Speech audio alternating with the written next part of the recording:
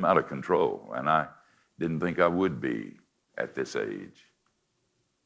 I've worked at this for a very long time, and frankly, I really thought I'd be better. I really did. I get young, hormones, go kill somebody because you're angry kind of thing, but I'm old. And I figured once I get that stuff out of my system, then I'm going to be better and better in every way, every day. And when I stand before God's people as an old man, I'll speak with great wisdom and purity and obedience and faithfulness. But it didn't happen that way. I kept trying to fix myself, and I wouldn't be fixed. I kept thinking it was going to get better, and it didn't get better. I kept thinking I would believe more deeply and more profoundly, be obedient, and it just didn't work out that way. I really thought I was going to get better, and you did too. And so the beginning of wisdom is to recognize that there is a God and that God is in control. So I decided that I would preach a sermon on the subject. And it wouldn't come together. I've rewritten this thing 4 times. And I don't have that kind of time. This is hard work. 4 times, no, 5 times I've rewritten this, and I still don't feel uncomfortable with it. And in the middle of the 3rd or 4th rewriting, Eric Guzman, who's our vice president of communications at Key Life, came in and said, Steve, we got to record.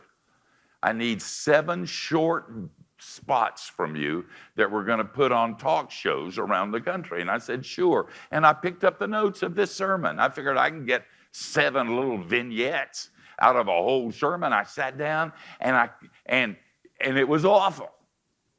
We did 18,000 cuts and it just wouldn't come together.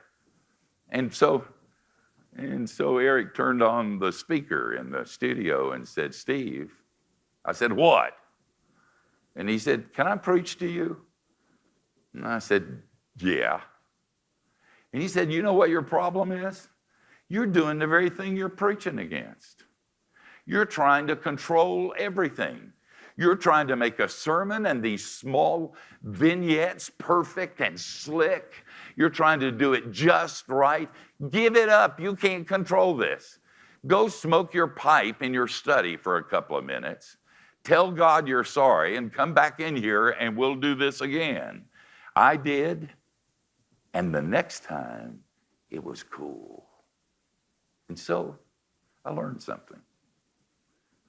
I'm going to share it with you.